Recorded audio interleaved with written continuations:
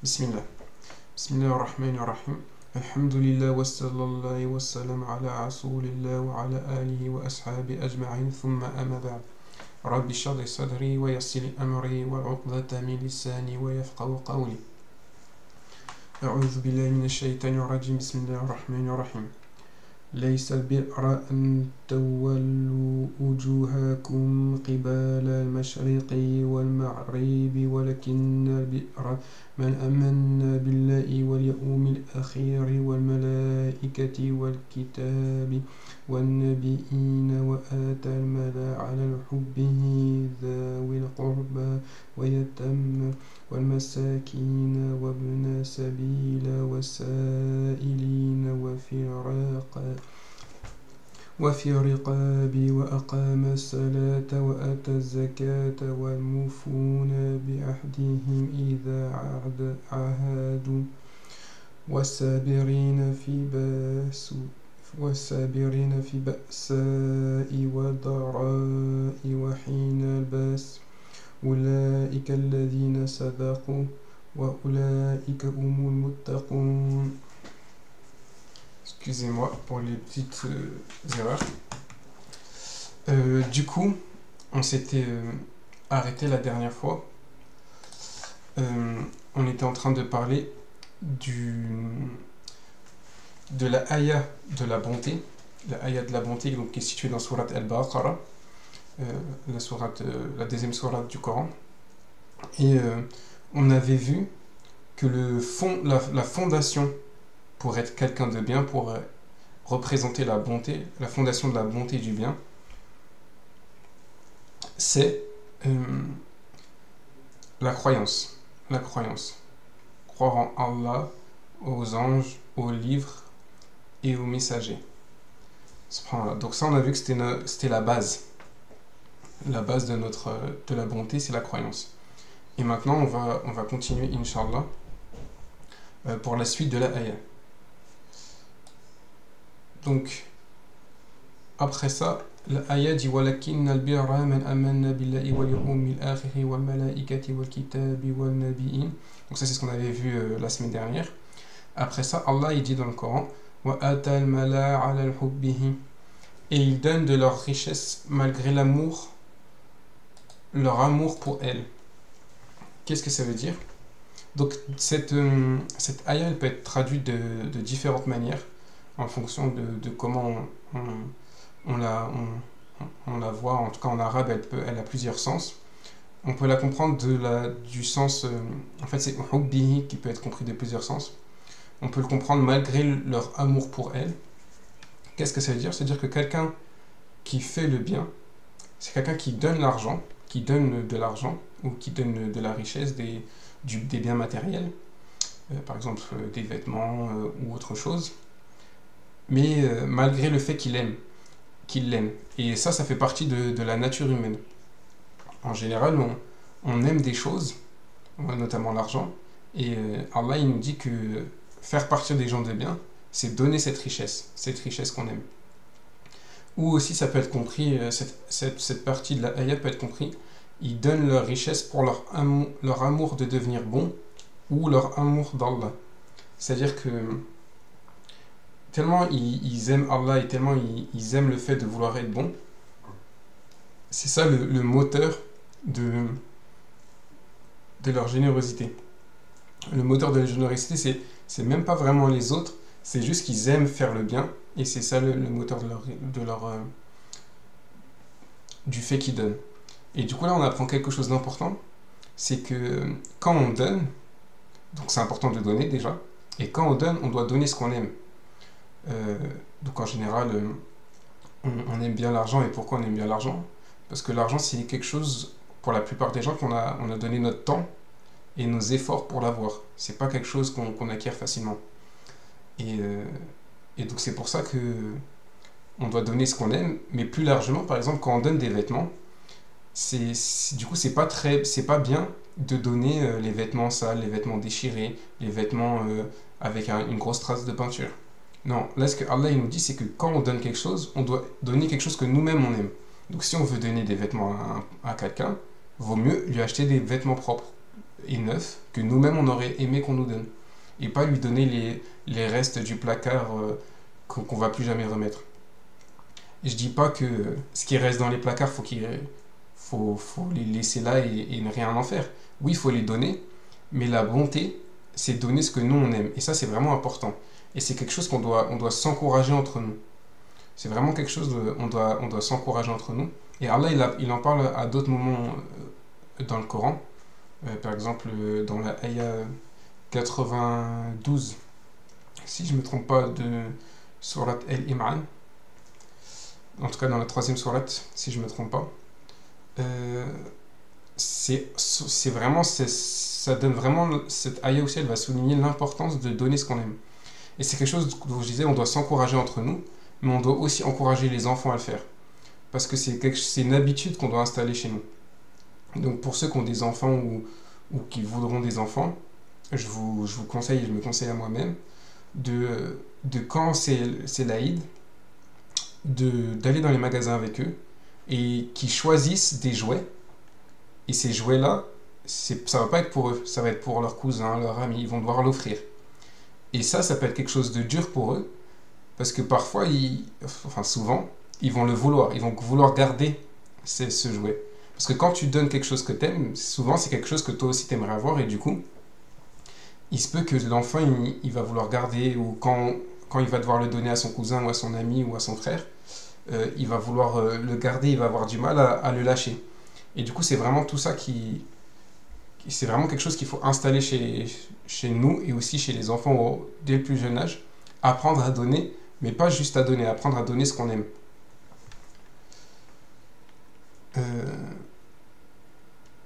Voilà, parce que vous allez voir, ils vont essayer notamment de négocier pour pouvoir garder le jouet, pour l'acheter en deux fois, une fois pour eux, une fois pour leurs cousins, des choses comme ça.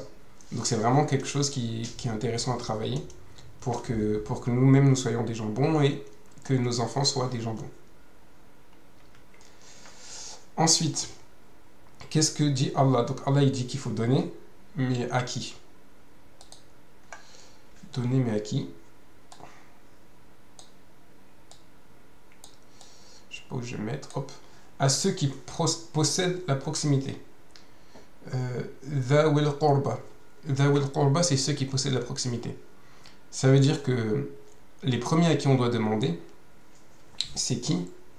C'est nos proches, notre famille, nos frères, nos parents, nos proches, les gens proches de nous. Ceux qui possèdent la proximité, c'est nos proches, en français. C'est-à-dire nos amis, notre famille, mais pas que proches sentimentalement, aussi proches autour de nous, notamment les voisins. Voilà, vous le savez sûrement, mais en islam, il y a une très grande importance des voisins, subhanallah, au point que le prophète, alayhi salam, l'ange Jibril, donc l'ange messager d'Allah, qui informe de la révélation le prophète, alayhi salam, il parlait tellement des voisins, des droits des voisins au prophète, alayhi salam, que le prophète, alayhi salam, il pensait, il se demandait si les voisins n'allaient pas être de ceux qui ont le droit à l'héritage. Et voilà, il y a plein de hadiths sur les voisins, notamment des hadiths qui disent que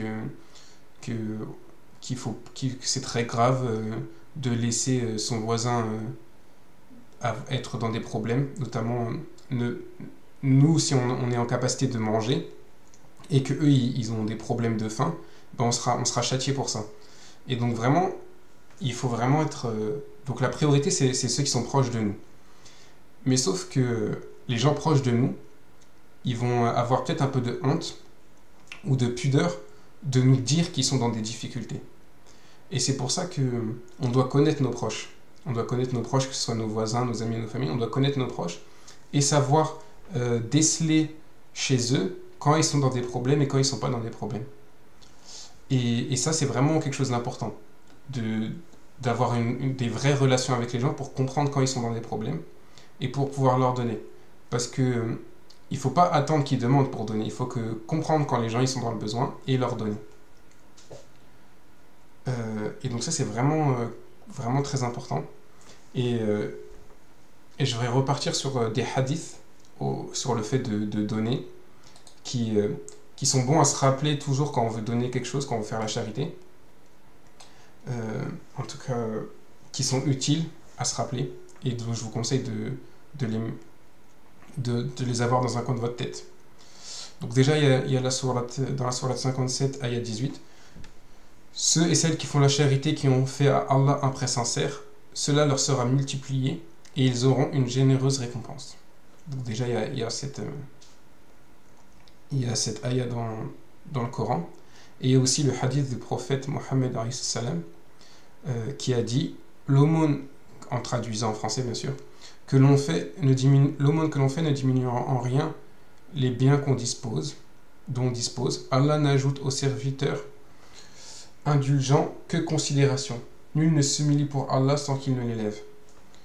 Donc, qu'est-ce que ce hadith il fait comprendre? C'est qu'il fait comprendre que quand on donne, on perd rien. Allah il nous dit que quand on donne, on perd rien. Ça diminue en rien notre richesse. Donc c'est pour ça que c'est ce genre, c'est pour ça que c'est vraiment déjà important de donner. Et aussi il faut bien comprendre que dans notre religion, donner c'est d'abord quelque chose d'égoïste. C'est-à-dire qu'on donne pour nous. On donne pour nous avoir des bonnes actions, pour nous soigner notre cœur de l'avarice, de l'amour de l'argent, de l'amour de la richesse. C'est pour ces raisons-là qu'on donne en priorité. Et aussi, bien sûr, pour aider les gens. Mais c'est quand même quelque chose de... C'est quand même en premier lieu quelque chose pour nous, pour nous-mêmes, pour nous aider nous-mêmes. Donc après les gens de notre proximité, Allah il va continuer du coup à décrire ceux à qui il faut donner. Et il va parler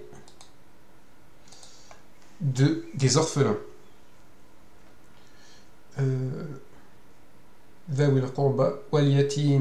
Les orphelins.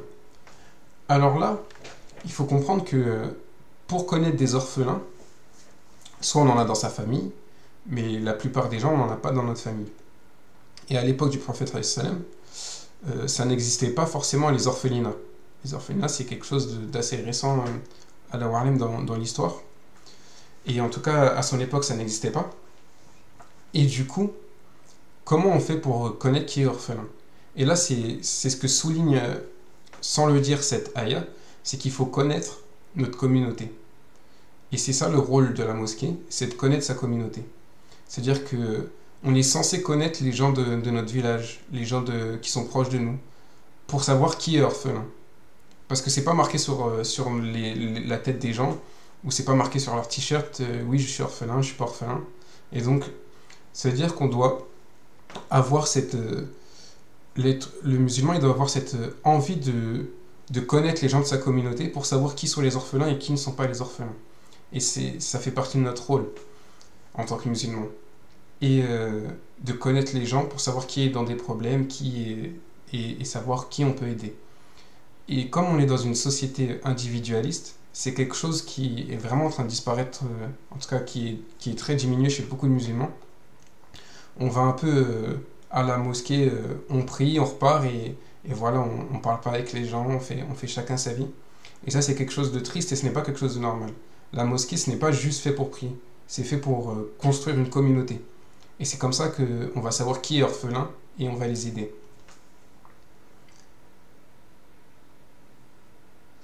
Aussi, je vais refaire une dernière remarque sur ceux qui possèdent la proximité que j'ai oublié. Ça vient de me revenir.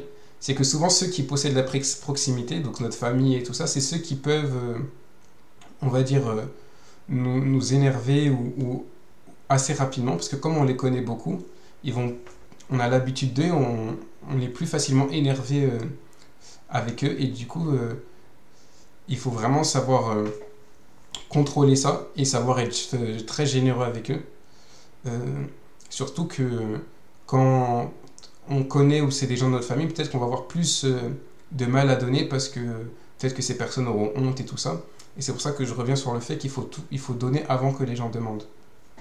C'est vraiment important. Alors maintenant, les masakin, miskin. Souvent traduit par pauvre, mais c'est pas la vraie définition arabe. Pour faire simple, masakin, ça vient Masaka et sakana. Ça a deux origines et ça veut dire celui qui est bloqué dans la pauvreté. C'est-à-dire que c'est une personne qui est dans une situation, c'est pas qu'elle n'a pas de travail, mais c'est une personne qui est dans une situation où elle est bloquée. C'est vraiment ça la définition, c'est une personne qui est bloquée dans une situation de pauvreté. Par exemple, une personne, toute sa vie elle a été taxi, et un jour elle fait un accident de voiture, et elle a la jambe cassée, et elle peut plus conduire. Elle pourra plus jamais conduire sa vie. Et le taxi, c'est tout ce qu'elle sait faire. Et du coup, cette personne, peut-être qu'elle touche des aides, mais peut-être qu'elle a 4 enfants, je dis n'importe quoi, 4 enfants, 5 enfants, ou en tout cas elle est dans une situation où elle ne peut pas subvenir à ses besoins, et elle est bloquée contre son gré. Ou une mère au foyer qui a 3 enfants, plus une mère chez elle, qui n'a pas de mari, et elle est bloquée. C'est toutes les situations où les gens, pas forcément ils sont pauvres, pas forcément ça va se voir dans la rue, mais c'est des gens, en fait, leur situation elle est bloquée. Ils sont dans une situation très compliquée et elle est bloquée. Et donc c'est ces gens-là qu'on doit aider en troisième catégorie. Et pourquoi et on revient toujours à la même chose. Comment on sait que les gens ils sont dans une situation bloquée? Faut apprendre à connaître les gens. Et donc on revient toujours à la même chose. Il faut parler avec les gens et construire une vraie communauté. Une communauté, c'est pas juste aller à la mosquée, comme je disais, et encore des fois passer le salam à certains qu'on connaît, et ne pas leur demander comment ça va. Et vraiment parler avec les gens. Pas juste parler pour parler, et chacun rentre chez soi et chacun fait sa vie. On est censé être une communauté, et donc s'entraider. Et donc c'est pour ça, c'est que en apprenant à connaître les gens qu'on va savoir leur situation et s'ils ont besoin d'aide ou s'ils n'ont pas besoin d'aide.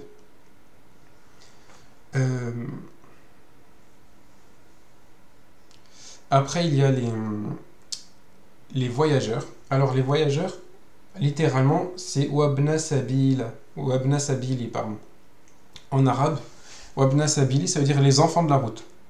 Et donc, qu'on traduirait en français par les voyageurs. Donc, c'est des gens qui voyagent beaucoup, beaucoup, beaucoup, beaucoup. Et voilà, ça fait partie de notre religion de donner à ces gens. C'est-à-dire, qu'est-ce qu'un voyageur il a besoin? Il a besoin d'un toit, de la nourriture. Et donc, si on appliquait vraiment cette ayah, dans les pays musulmans, ça ne devrait pas exister, et dans les communautés musulmanes, ça ne devrait pas exister les hôtels. Les hôtels, ça ne devrait pas exister. Parce que c'est la priorité pour les musulmans. Là, on parle de qu'est-ce qui fait la bonté, le bien en soi.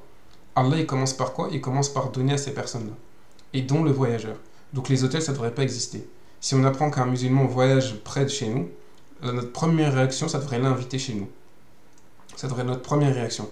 Si on connaît quelqu'un ou si on sait que quelqu'un est en voyage dans notre ville et que c'est un musulman ou un non-musulman, mais prioritairement bien sûr les musulmans, notre première réaction, ça devrait être de l'inviter chez nous.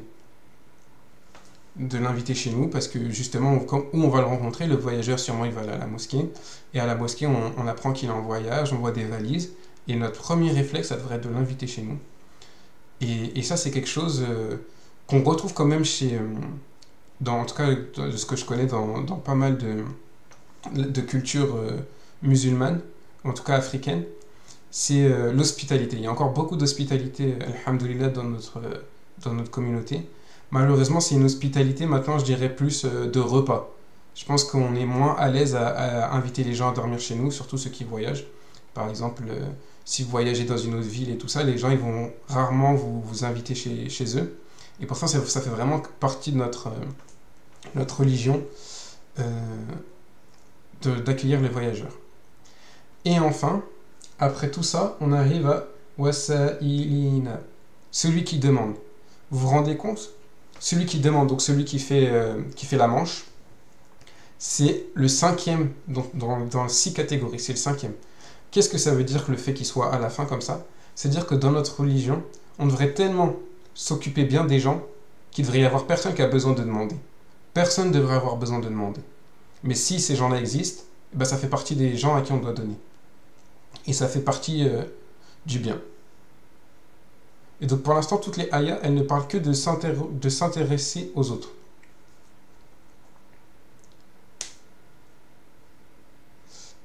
Et enfin, les coups enchaînés. Wafi riqab. Les coups enchaînés. Qu'est-ce que ça veut dire? Ça veut dire qu'à l'époque, il y avait des esclaves. Et faire partie du bien, c'était quoi? C'était libérer les esclaves.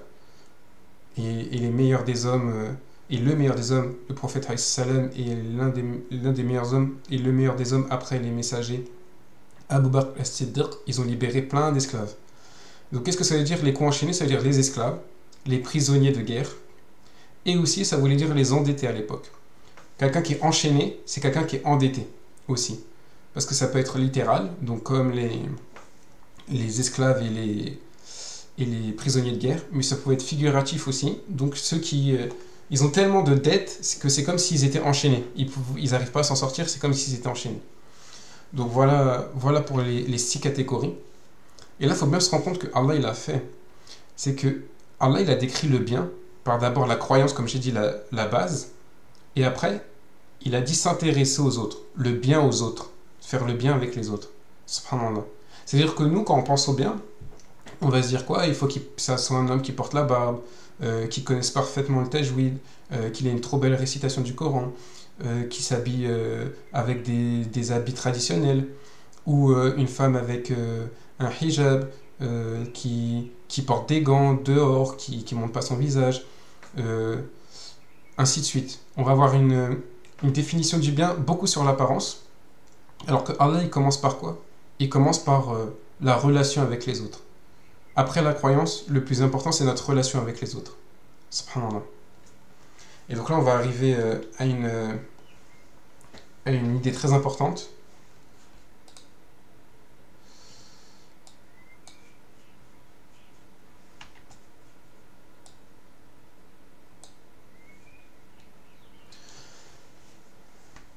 وَأَقَامَ الصَّلَاةَ وَآتَى الزَّكَاةَ.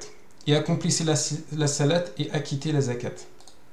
Donc ça, c'est une phrase qui arrive souvent dans le Coran. Et là, je vais vous parler d'une idée importante. C'est que souvent, les gens, en tout cas, ils peuvent avoir tendance à définir le bien en 2 catégories. Ils peuvent avoir tendance à le définir en bien moral et bien religieux. Qu'est-ce que c'est? Ça, c'est une idée culturelle qu'on a dans beaucoup de pays et dans notre communauté aussi. C'est que le bien moral, c'est être généreux avec les gens, être poli, être souriant, être gentil, généreux, toutes ces qualités-là. Et être bon religieusement, c'est connaître le Coran, prier 5 fois par jour, plus faire des prières surrogatoires, aller au Hajj, faire la Umrah. Tout ça, c'est être bon religieusement.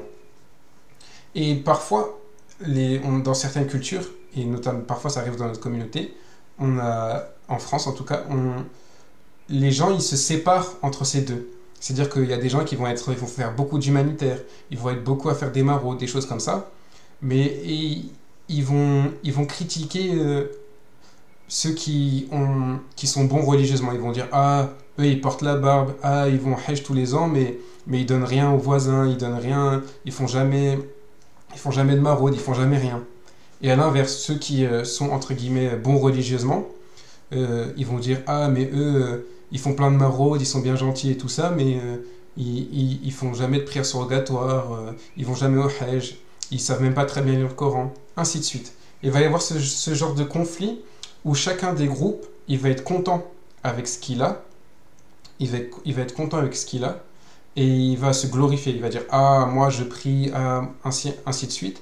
Et les autres ils vont dire pareil, ils font ah moi je fais des voyages humanitaires, ah moi je fais des maraudes. Et ils vont être, au lieu de regarder ce qu'ils n'ont pas dans la religion, ils vont être fiers de ce qu'ils ont et ils vont dénigrer les autres. Et ça c'est vraiment une super simplification de notre religion. Et il faut savoir que ça arrive aussi beaucoup dans les pays musulmans. C'est-à-dire qu'il y en a qui vont dire ah c'est barbu. Ils vont critiquer tous les barbus, ils vont mettre tous les barbus dans une case. Ah c'est barbu là, ou des choses comme ça. Et donc ça c'est vraiment quelque chose que Allah il casse avec cette ayah en collant les deux. Il parle des relations avec les gens et tout de suite après il dit wa aqama as-salat wa ata az-zakat, et accomplir la prière et donner la zakat. Donc on doit pas, c'est pas notre rôle de juger de juger les autres, notre rôle c'est d'être équilibré entre ces deux choses, d'avoir les deux. Parce qu'on n'est pas censé avoir des barbus ou des gens qui connaissent le Coran par cœur, qui sont colériques, qui font n'importe quoi, et pourtant ça arrive. Et voilà, donc c'est des choses qui ne sont pas censées être distinctes, c'est des choses qui sont censées être rassemblées. Donc, wa aqama salat wa ata zakat, c'est une expression. Il faut vraiment savoir que c'est une expression utilisée dans le Coran. Et qu'est-ce qu'elle veut dire cette expression? C'est une figure de style qui couvre toutes les lois de l'islam. Parce que wa aqama salat, accomplir la salat, accomplir la prière, c'est tout ce qui est dans la religion qui est en relation avec Allah. Le jeûne, c'est en relation avec Allah. C'est toutes les règles, en gros, c'est les règles religieuses qui sont en lien avec Allah, qui règlent notre vie avec Allah. Wa aqama salat. Wa ata zakat, c'est les règles religieuses qui sont liées aux gens. Parce que la zakat, on les donne aux gens. Wa aqama salat, c'est notre relation avec Allah. Wa ata zakat, c'est notre relation avec les gens. Donc, cette expression wa aqama salat wa ata zakat, ça regroupe, ça couvre toute la religion. Parce que wa aqama salat, c'est la religion, notre relation avec Allah. Wa ata zakat, c'est notre relation avec les gens. Et donc, voilà, je reviens vraiment sur ce point parce que c'est un des points importants du cours d'aujourd'hui. C'est que il y a la bonté morale et la bonté religieuse, et Allah, il attend de nous les deux. Et aussi, vous avez remarqué qu'avant, il a parlé de donner Allah. Il a déjà parlé de donner. Mais il a différencié avec la zakat. La zakat, c'est différent, c'est autre chose. La zakat, c'est une loi, c'est obligatoire. Allah, avant, il parlait de donner par générosité. En plus, là, il parle de la zakat qui est donnée chaque année, si on a assez d'argent, un pourcentage de sa richesse. Et petite question comme ça, est-ce que vous savez quel pourcentage de la richesse, à quel pourcentage de la richesse correspond la zakat?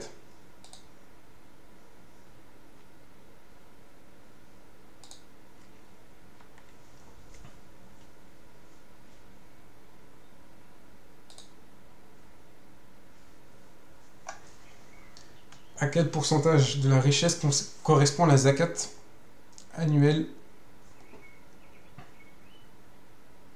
Non. Est-ce que quelqu'un d'autre sait? J'attends encore un peu. Oui, 2,5%. Exactement, c'est ça. 2,5% de sa richesse. Donc, on revient. On revient du coup sur le PowerPoint. Et voilà, donc là j'ai fini sur cette partie de la ayah. Et maintenant, Allah il va parler encore qu'est-ce que le bien. Allah il va continuer d'en parler. Et il va dire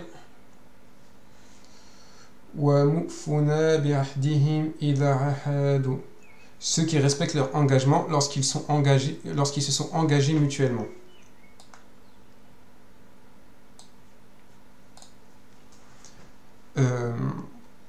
Qu'est-ce que ça veut dire?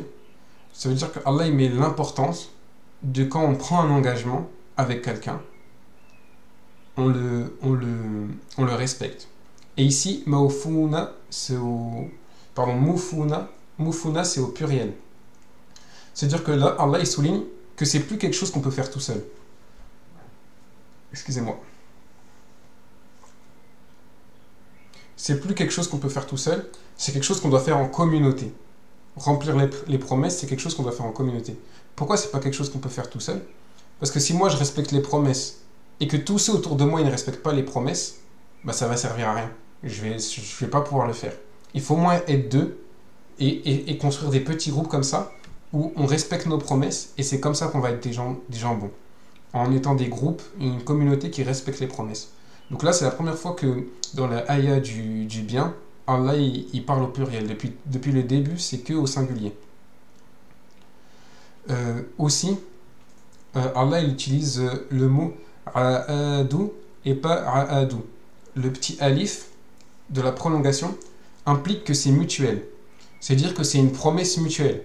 Parce que des fois, on parle avec les gens Et ils vont peut-être penser qu'on leur a promis quelque chose, alors qu'en fait, on leur a pas promis. C'est eux, ils se sont mis dans la tête qu'on leur a promis, mais nous, on leur a rien promis. Et donc, c'est pour ça que c'est important que ce soit mutuel, que les deux soient d'accord sur le fait que, qu'on est sur un accord, sur une promesse, sur un engagement. Et c'est vraiment très clair parce que, enfin, c'est vraiment très puissant parce que ça peut arriver très facilement qu'on ne soit pas clair sur quelque chose. Et Allah, c'est tellement important aux yeux d'Allah que les engagements soient clairs que plus tard dans Surah Al-Baqarah, il va dire que quand on fait un engagement, un contrat, le mieux c'est de l'écrire. Le mieux c'est de l'écrire. Parce que l'écrit, il n'y a pas d'ambiguïté. L'écrit, il n'y a pas d'ambiguïté. Les deux seront d'accord. Alors que si on n'écrit pas, même s'il n'y a pas d'ambiguïté, on peut oublier ce qu'on a dit. Euh, Imaginons, je donne 20 euros à quelqu'un, je lui dis tu me les rends dans 3 jours, et lui il a oublié, et il me dit ah mais j'ai cru que tu avais dit 4 jours. Et hop, ça crée un conflit. Et pourtant, Allah il le souligne, c'est une des choses les plus importantes pour être quelqu'un de bien, c'est de respecter sa parole, respecter ses engagements. Donc c'est vraiment quelque chose dont le musulman doit faire extrêmement attention, parce on a peut-être tendance à dire très rapidement oui je vais le faire, oui je vais pas le faire, ou à donner sa parole. Et c'est vraiment quelque chose que Allah il souligne comme la base même d'être quelqu'un de bien, de la bonté. Et ça, c'est quelque chose qui pose vraiment problème parce que, par exemple, dans notre communauté, il y a certaines. En tout cas, on peut avoir tendance, ou dans certaines cultures musulmanes, on peut avoir tendance à accepter le retard. Ça veut dire que la personne, elle va te dire demain rendez-vous à 10 heures, mais tout le monde va être là à 10h30 parce qu'ils savent que personne sera là à 10 heures et que ça fait partie de la norme. Bah, ça, c'est contre la religion d'Allah. Allah, il aime que quand on donne un engagement, on s'y tienne. Et c'est, et c'est vraiment important même dans notre vie de dunya.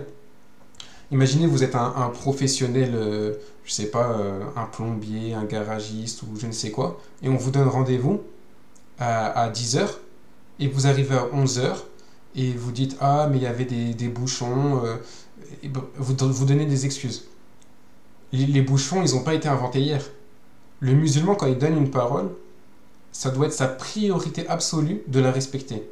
Donc soit tu dis que tu vas arriver entre 10 heures et 11 heures, ou soit si tu dis que tu arrives à 10 heures, bah à 9h30 tu es déjà là parce que tu as prévu les bouchons. C'est vraiment important pour le musulman de respecter ses promesses. Et comme j'ai dit, c'est quelque chose qui doit se faire en groupe. Parce que si personne ne respecte les horaires, par exemple, personne ne respecte les horaires qu'il donne, bah si tu arrives seul, ça va servir à rien. Il faut au moins être deux, au moins son entreprise, au moins si vous avez une association, que ça commence par des petits groupes et après que ça se propage. C'est pour ça qu'Allah il utilise le pluriel.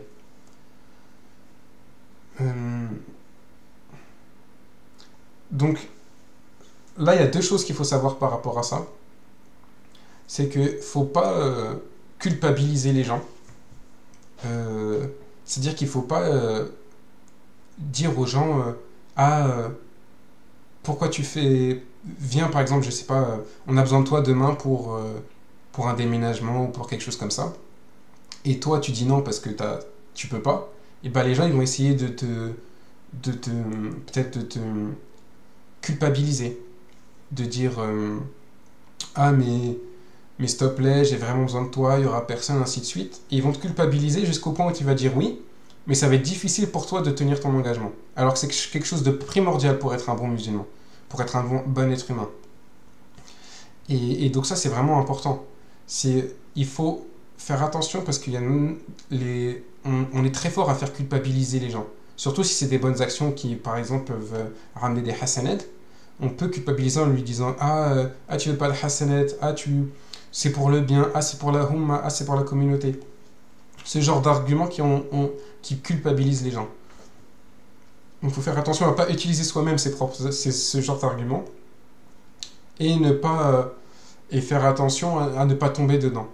Et la deuxième chose qu'il faut apprendre du coup, c'est savoir dire non. C'est vraiment important pour un musulman de savoir dire non à un engagement. Parce que comme l'engagement c'est quelque chose de très important en islam, on ne peut pas tout accepter. Parce qu'il y a des choses, on aura peut-être du mal à le faire ou on ne pourra pas le faire. Et on ne peut pas tout faire. Donc il faut apprendre à dire non aux gens, apprendre à dire non quand on n'a pas la capacité, quand on n'a pas le temps, quand on a d'autres choses à faire, peut-être quand on a des choses plus importantes à faire.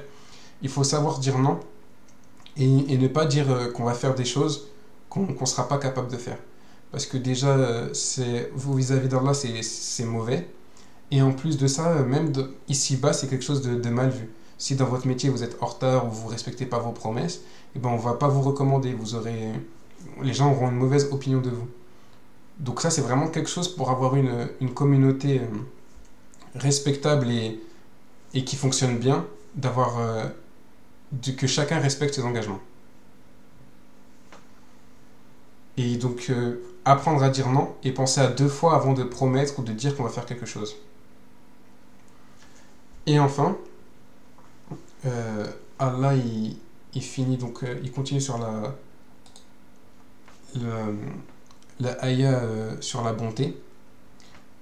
Par wasabirina fil basa'i wasdara'i wa hinal bas ulaika alladhina sadaqu wa ulaika humul muttaqun. Ceux qui, par-dessus tout, font preuve de sabre dans les périodes de conflit, de grandes difficultés, j'aurais dû écrire, même quand les combats font rage, les voilà les véridiques et les voilà ceux qui se protègent. Donc sabre, c'est pas juste dire patience, ça veut dire endurance, persévérance, constance et patience. C'est bien plus que juste la patience.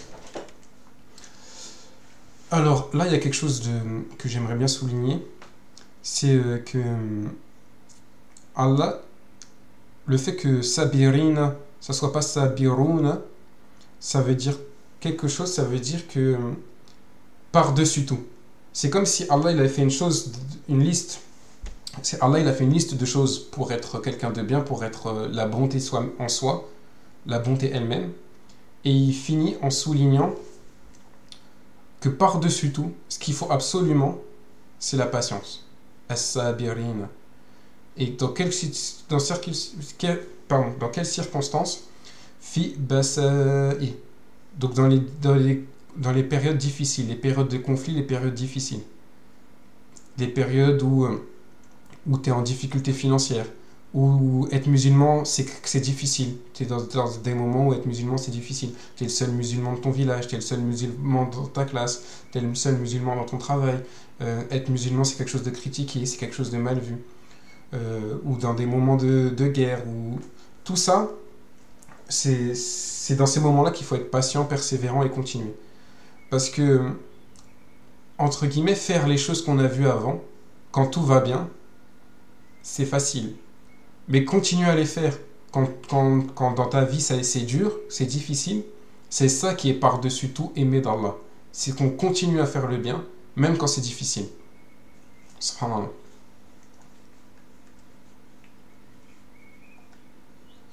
Et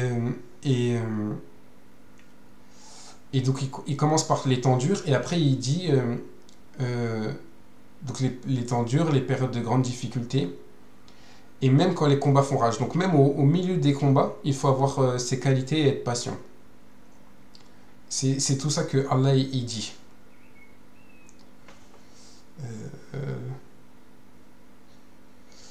Et ceux-là, donc là c'est la fin de la ayah.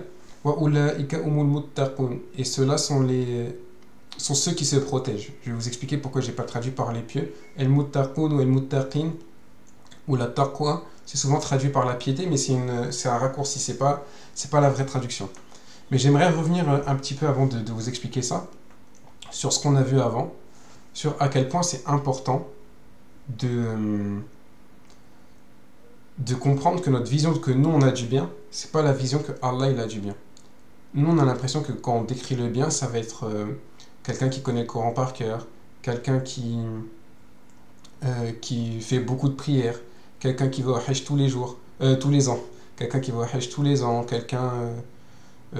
on se fie beaucoup sur l'apparence. Et pourtant Allah, ce qu'il décrit, c'est très peu d'apparence. Allah d'abord il décrit la croyance, donc comme je disais qui est le fondement. Après, il décrit les relations avec les autres êtres humains. Après, il décrit la relation avec lui. Ça, c'est notre relation avec Allah, c'est la religion. Établir la prière et donner la zakat. qui englobe toute la religion. Et enfin, être patient. Donc il y a beaucoup des choses qui font que quelqu'un est quelqu'un de bien qui sont internes. Donc on ne peut vraiment pas juger de si quelqu'un est bon ou pas par son apparence. C'est vraiment quelque chose qu'il faut qu'on essaye de retirer de nos habitudes. Et donc c'est la personne qui arrive à faire tout ça, وَأُولَٰئِكَ هُمُ الْمُتَّقِينَ. Ceux-là sont al-muttaqun, ceux qui sont prochains, ceux qui se protègent, pardon. Parce que ittaqa, ça vient du mot ittaqa qui veut dire se protéger soi-même. Et on revient à la sourate Hasr qui dit que faire le bien, c'est pour ne pas être perdu, c'est pour se protéger soi-même. On en revient toujours à ça. Ou on en revient aussi au fait de al-bir, le bien, ça vient de al-bar qui veut dire la terre ferme et qui veut dire être en sécurité. Donc on voit que Allah, il lie tout le temps le fait d'être quelqu'un de bien avec la sécurité. Donc pourquoi ittaqa, c'est se protéger soi-même? C'est se protéger soi-même en étant conscient de Dieu. On est conscient de Dieu et donc on fait les causes pour se préserver de sa colère, et on fait les causes pour obtenir son contentement, et donc ça passe par son obéissance et par suivre toutes les étapes qu'il nous a données ici. Donc on va bientôt être sur la fin du cours. J'aimerais que vous me rappeliez les 4 étapes pour être protégé, pour ne pas être ceux qui sont dans la perdition qu'il y a dans Surat Al-Asr, et je vais vous montrer à quel point ça fait un parallèle avec la ayah de la bonté de Surat Al-Baqarah. Donc je répète, ma question c'est: quelles sont les 4 choses qu'il faut faire pour être sauvé de la perte en tant qu'être humain? Quelles sont les 4 choses qui sont citées dans Surat Al-Asr pour être sauvé de la perte?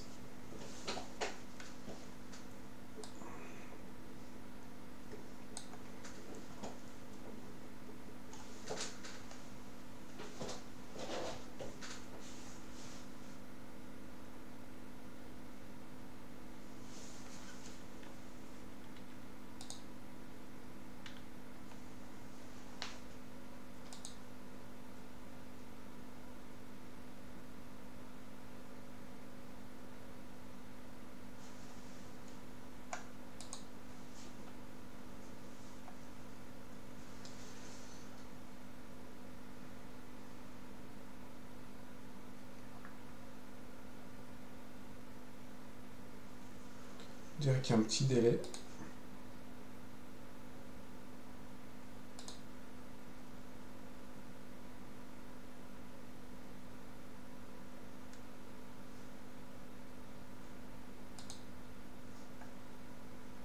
Les 4 choses, attention, vous ne savez pas.